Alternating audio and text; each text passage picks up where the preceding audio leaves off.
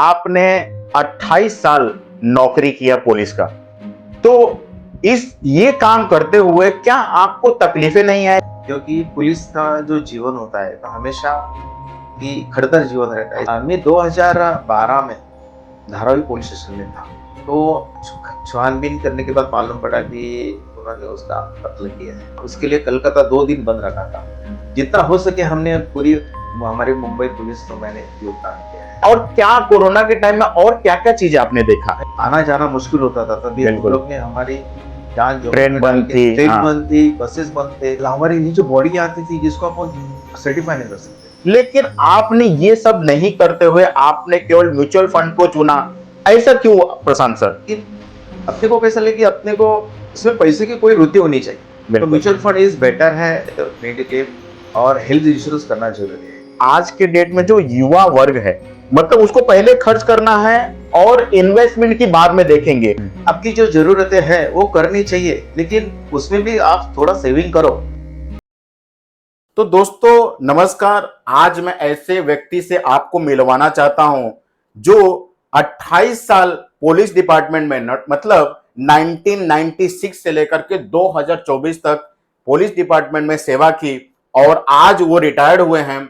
और उनके साथ में हम बात करेंगे कि उन्होंने अपनी जर्नी में क्या क्या तकलीफ देखा है, कैसे कैसे हालात को उन्होंने देखा है, वो हम इस चीज में देखेंगे। तो उसमें ये चीज मैं बताना चाहूंगा कि जैसे 2020 में जब कोरोना आया था, तो ऐसे ऐसे व्यक्ति से उन्होंने वो मिले कि जिनको कितनी तकलीफें हुई। उस समय में उन्होंने देखा कि जिनके पास में मेडिक्लेम नहीं था, उनकी हालत क्या हो गई, बद से बदतर हो गई। किस तरह का उन्होंने समय निकाला, प्लस कोरोना में उन्होंने जो ड्यूटी अपनी जान जोखिम में डाल करके जो लोगों को हेल्प किया, क्योंकि उनका एक नेचर था लोगों को हेल्प करना, आज भी वो उसी तरह से करते हैं।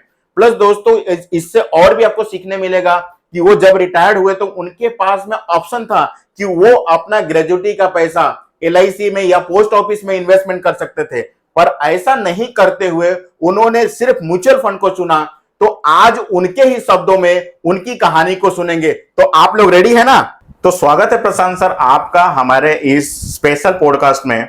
आपका बहुत बहुत दिल से धन्यवाद आपको करता हूं जो आपने समय निकाला हमारे इस स्पेशल पॉडकास्ट में। अच्छा, नमस्कार, मैं आपका आभारी रहूंगा।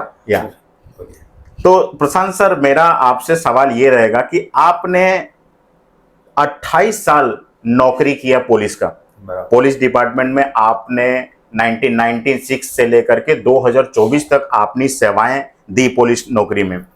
तो ये काम करते हुए क्या आपको तकलीफें नहीं आई, जैसे फैमिली को टाइम नहीं दे पाना, बच्चों का एजुकेशन, ये सब को देखते हुए कैसे आपने अपने लाइफ को संभाला, इसके बारे में थोड़ा सा आप बताएंगे तो अच्छा रहेगा। जरूर, आपने बहुत अच्छा सवाल किया। क्योंकि पुलिस का जो जीवन होता है तो हमेशा की खड़तर जीवन रहता है। इसमें कैसे जैसे शुरू से जैसे कि ट्रेनिंग पीरियड से आगे जब जाके अपन ट्रेनिंग कंप्लीट करके अपन आगे चलते हैं, अपने को चौकी मिलती है, पुलिस स्टेशन मिलता है या कोई भी जगह आप काम करते हैं, तो वहाँ पे बहुत सारे तकलीफें भी झेलनी पड़ती है, बहुत सारे अच्छे अनुभव आते हैं, बहुत सारे ऐसे अनुभव आते हैं जिससे अपने को सीखने को मिलता है। बिल्कुल।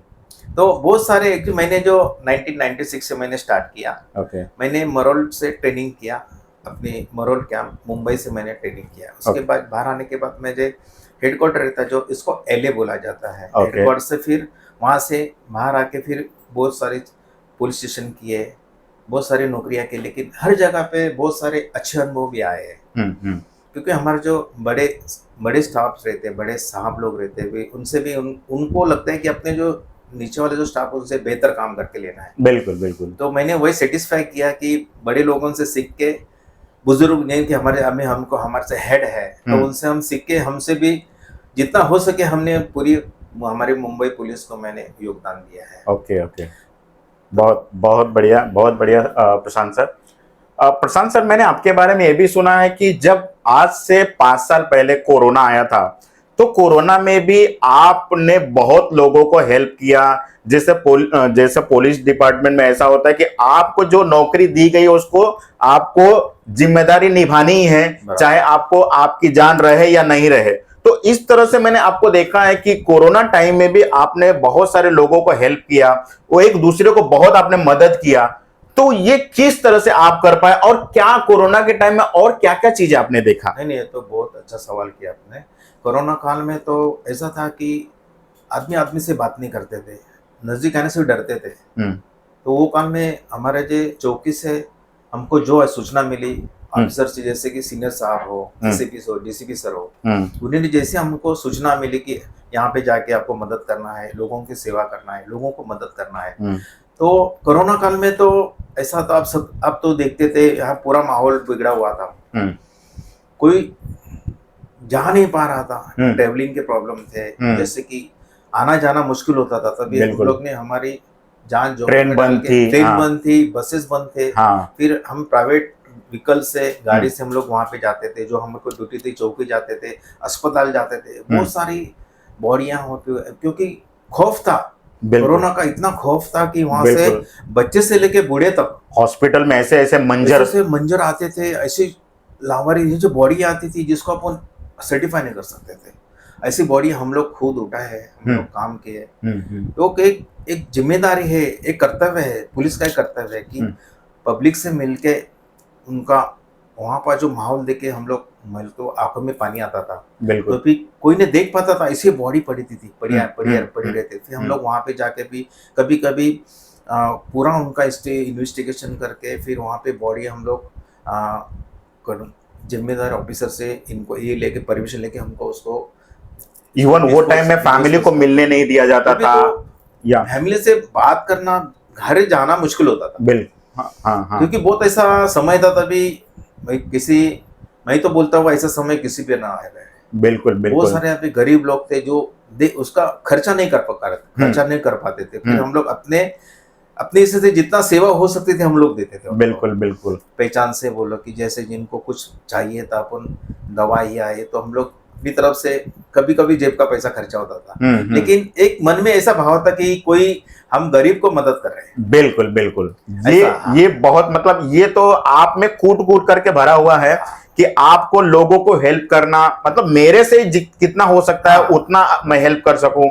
गवर्नमेंट से जब मिलेगा तब मिलेगा, लेकिन मैं अपने से क्या कर सकूं, मैं अपनी सैलरी से क्या कर सकूं, वो मैंने देखा है, दूसरे द्वारा सुना भी है और मैंने पर्सनली आपको देखा है।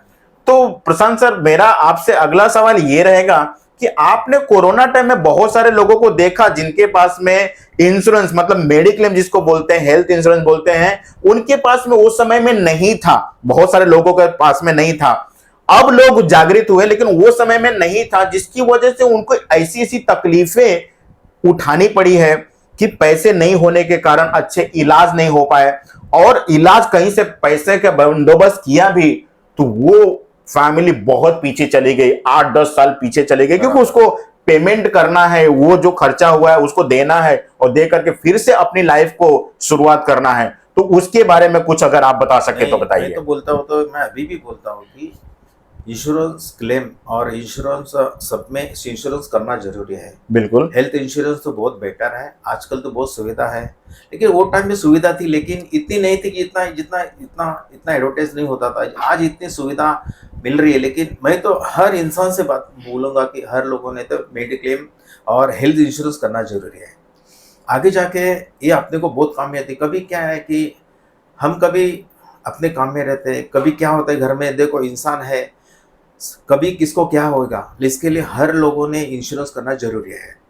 तो मैं भी मैंने भी मेरा भी कर लिए सीखा, मैं फैमिली का भी ले चुका। मैं तो हर जो हमारे वीडियो देखने वाले हर लोगों से मैं रिक्वेस्ट करना चाहता था कि हर लोगों ने हेल्थ इंश्योरेंस और मेडिक्लेम करना चाहिए। बिल्कुल। तो मेरा सवाल ये अभी आपसे है कि सर, अभी आप सितंबर या अक्टूबर में रिटायर हुए हैं फिर पुलिस डिपार्टमेंट से। अच्छा, जो वहां से आपको ग्रेजुएटी मिला है, वो पैसे को आप LIC में डाल सकते थे, पोस्ट ऑफिस में डाल सकते थे, बहुत पुराना इन्वेस्टमेंट है, यहां पर आप डाल सकते थे, लेकिन आपने ये सब नहीं करते हुए आपने केवल म्यूचुअल फंड को चुना। ऐसा क्यों प्रशांत सर? सर जी, आपने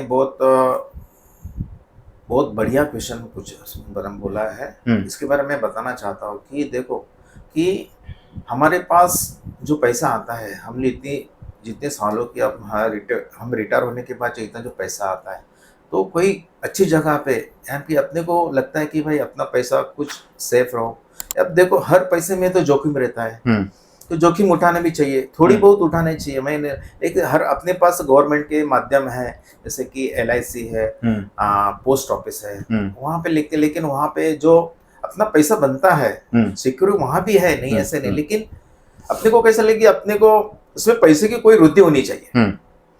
तो वृद्धि होने के लिए जो वहां पर नहीं होती है, जो वहां पे उतनी नहीं होती जितने म्यूचुअल फंड में होती है। बिल्कुल। मैं इसके बारे में थोड़ा मैंने अभ्यास किया, मैंने इसमें यूट्यूब देखा, उसमें जो बहुत सारे म्यूचुअल फंड के बारे में जो इन्फ्लुएंसर होते हैं, इन्फ्लुएंस थे, वो भी मैंने पढ़े। उसके बाद मैंने डिसीजन लिया कि मैं पैसा मैं सही जगह पे लगा रहा हूँ, तो म्यूचुअल फंड इज बेटर है। तो मैं देखने वाले वीडियो को, तो मेरा वीडियो देखने वाले मैं सभी लोगों से मैं रिक्वेस्ट करना चाहता हूँ, देखो आप इन्वेस्ट करो, लेकिन उसके साथ आप म्यूचुअल फंड हो, ये भी एक ऑप्शन है। ये मेरे लिए तो मुझे लगा कि ये बेस्ट ऑप्शन है, कि देखो कि अभी पैसा अपना है, कहाँ लगाना है अपनी बात है, लेकिन पैसा सही जगह पे लगाओ, जिससे कि अपने को उसमें वृद्धि हो और आने वाले जो किस्तों में अपने को उसको सारा उसका बेनिफिट मिले।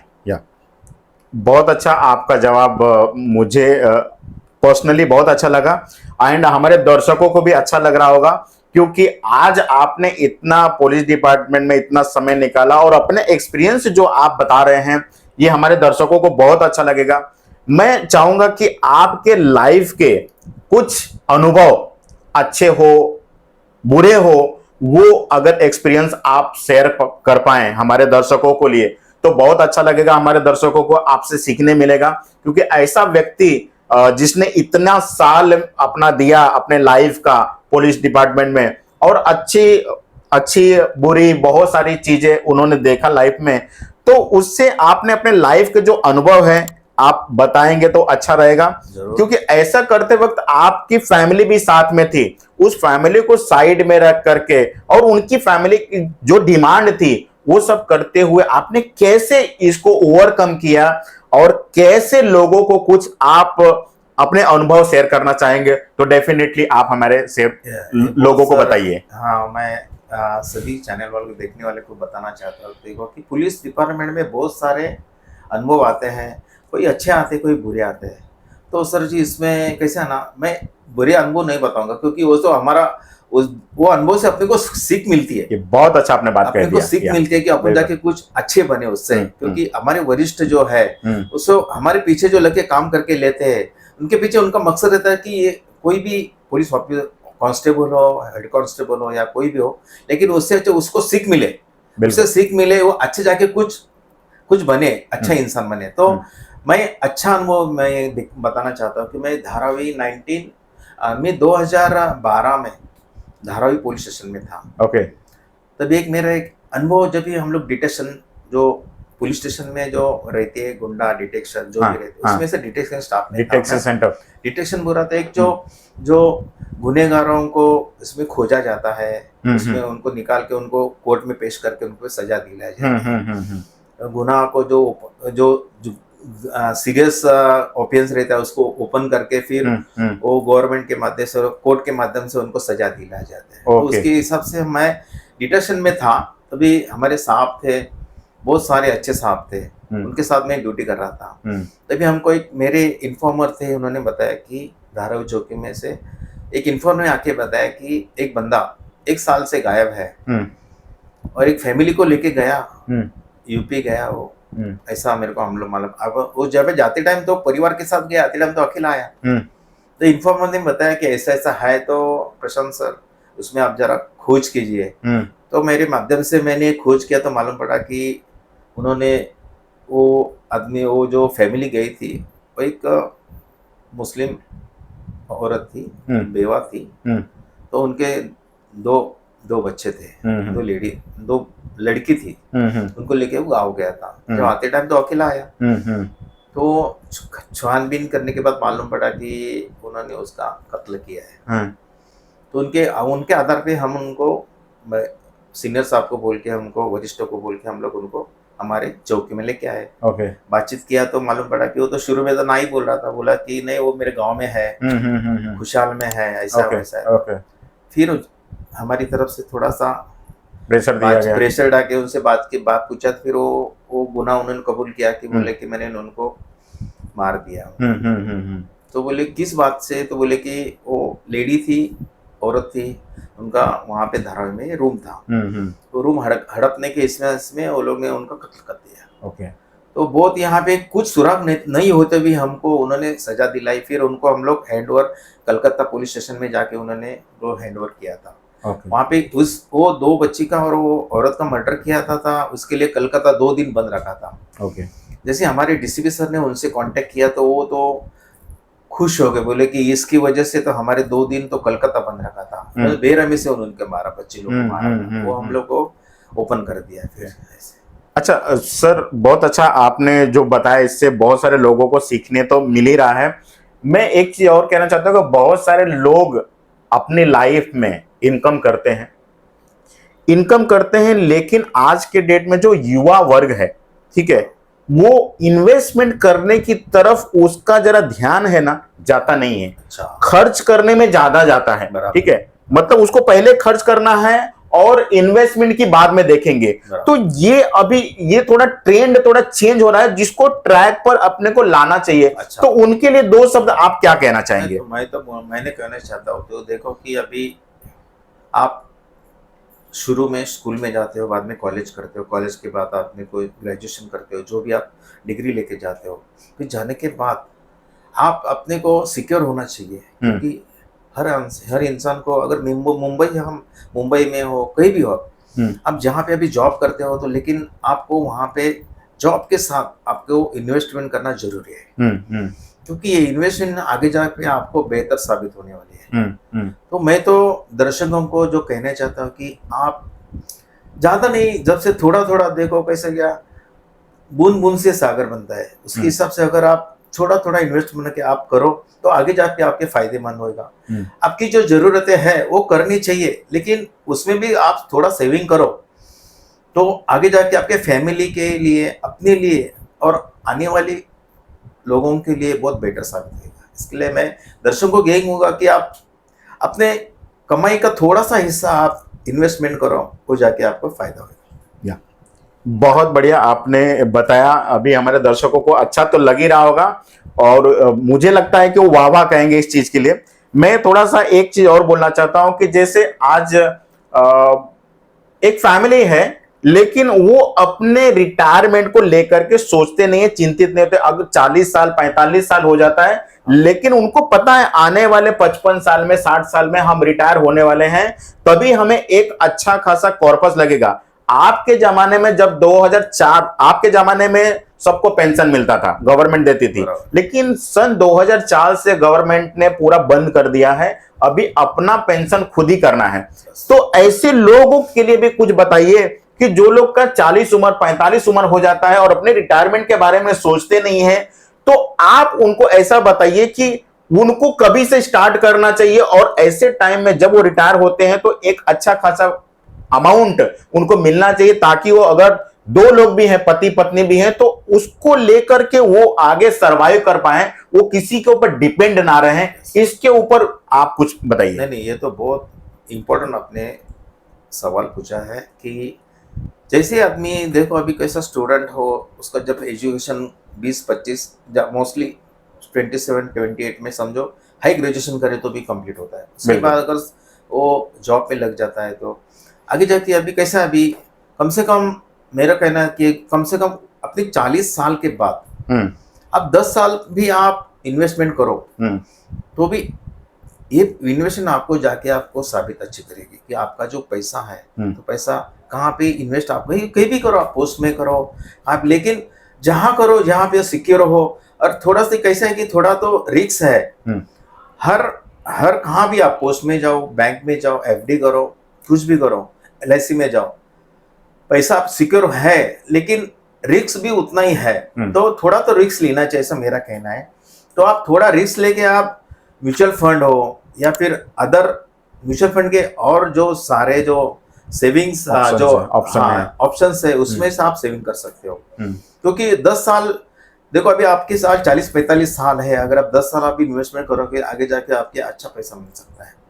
तो मैं दर्शकों को ये कहूंगा कि आप अपने उम्र में इन्वेस्टमेंट करो तो आगे जाके आपको उसका फायदा मिल सकता है। कहने का मतलब यही है सर, कह रहे हैं कि अगर आपने सही टाइम पे इन्वेस्टमेंट किया और उसको लगातार करते रहे तो शायद एक दिन आपको अवतार पिक्चर का याद नहीं आएगा, शायद आपको बागबान जो हमने देखा है कि अगर उन्होंने अपना समय पर अपने रिटायरमेंट को कर लिया होता तो कोई प्रॉब्लम नहीं होता। उन्होंने क्या सोचा कि हमारे बच्चे हैं और वो हमें संभालेंगे, बट ऐसा नहीं हुआ। तो दोस्तों यही कहना चाहता हूं कि आप भी सही समय पर अपने इन्वेस्टमेंट को स्टार्ट कीजिए, रिटायरमेंट के लिए कॉर्पस जरूर बनाएं ताकि आपको किसी के सामने हाथ फैलाने की जरूरत ना हो। थैंक यू प्रशांत सर, आपका इस हमारे स्पेशल पॉडकास्ट में बहुत अच्छा लगा आपके साथ में बात करके। आज हमारी जनता भी, जनता जनार्दन जो हमारी है, उनको भी एक अलग अनुभव आया होगा जो एक पुलिस डिपार्टमेंट से व्यक्ति आकर के आज हमें एजुकेट कर रहा है, बता रहा है। तो आपका बहुत बहुत धन्यवाद Prashant ji, thank you very much sir. नमस्कार। तो दोस्तों आज का ये पॉडकास्ट आपको अच्छा तो लगा होगा, तो जल्दी से इस वीडियो को लाइक और शेयर कर दीजिए, और अगर आप इस चैनल पर नए हैं तो सब्सक्राइब जरूर कर लीजिए। मिलते हैं अगले वीडियो में, तब तक के लिए जय हिंद।